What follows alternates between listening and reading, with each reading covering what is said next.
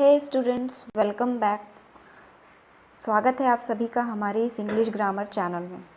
इसमें हम English grammar के अलग अलग भागों को सीख रहे हैं। इसी तारतम्य में आगे सीखते हैं केस। केस जिसे हिंदी में आप कारक भी कहते हैं।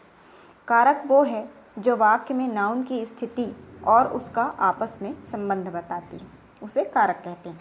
A phrase which shows the position of noun and there relation in a sentence in other nouns is called case. इसके 4 प्रकार होते हैं: nominative case, objective case, possessive case और वोकेटिव केस। आइए देखते हैं नॉमिनेटिव केस क्या होता है। ऐसा नाउन जो सब्जेक्ट के स्थान पर प्रयुक्त होता है नॉमिनेटिव केस कहलाता है।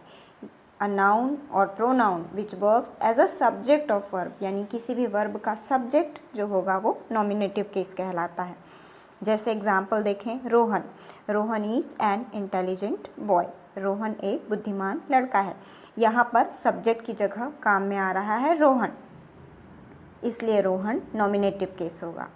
दूसरा है लीला इज़ अ डांसर। यहाँ पर देखिए सब्जेक्ट की जगह काम में आ रहा है लीला, तो ये होगा नॉमिनेटिव केस। आगे बढ़ते हैं ऑब्जेक्टिव केस की तरफ। ऐसा नाउन या प्रोनाउन जिसका प्रयोग ऑब्जेक्ट के स्थान पर होता है।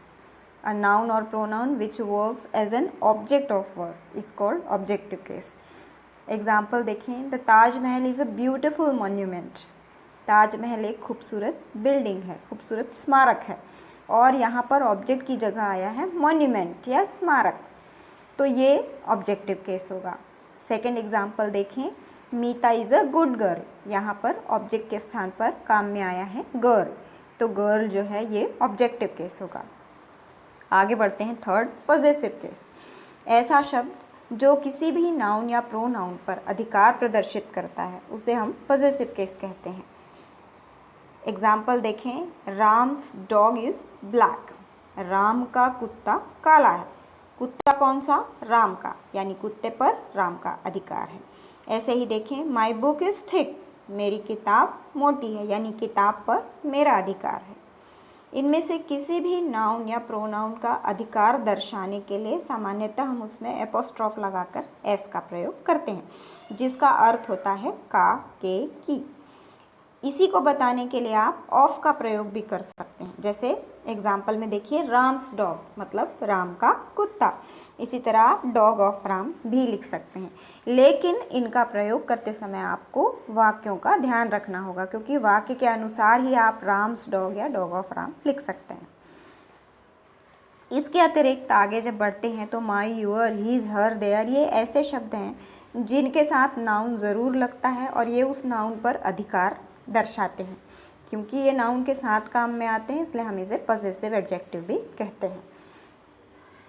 आगे बढ़ते हैं वोकेटिव केस की तरफ। वोकेटिव केस अर्थात किसी भी नाउन या प्रोनाउन को आप संबोधित कर रहे हैं।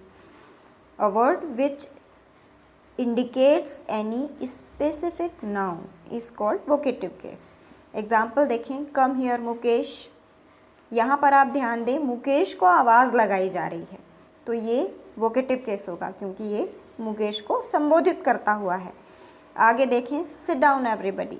यहाँ सभी को बैठने के लिए कहा गया है, तो सभी को संबोधित किया जा रहा है, यानी वो वोकेटिव केस है।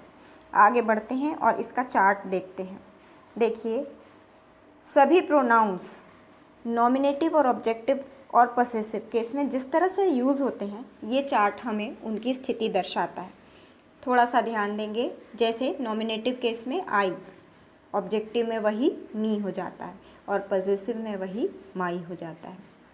वी का अस और अवर, यू का यू और तुम्हारा, यू और योर और ही का हिम और हिज, इस तरह से यूज़ होता है। एक चीज़ आपको ध्यान में रखनी है कि यदि आप पॉसेसिव केस का इस्तेमाल कर रहे हैं, सपोज़ आप लिखते हैं my school. My school subject की जगह भी काम आ सकता है और ऑब्जेक्ट की जगह भी काम आ सकता है, यानी my school is very good, यहाँ माई स्कूल सब्जेक्ट है। इसी तरह से यदि आप बोलते हैं आई लव माई स्कूल, तो माई स्कूल यहाँ पर ऑब्जेक्ट है, यानी पॉसेसिव केस के सभी शब्दों को आप सब्जेक्ट या ऑब्जेक्ट दोनों ही जगहों पर बराबर इस्तेमाल कर सकते हैं। अगर ये जानकारी आपको पसंद आई हो तो वीडियो को लाइक, शेयर एंड सब्सक्राइब करना न भूलें। पास के बेल बटन को भी दबाएं, जिससे आगे आने वाले सभी वीडियो की नोटिफिकेशंस आपको मिल सकें। Thank you for watching and keep watching. Bye bye.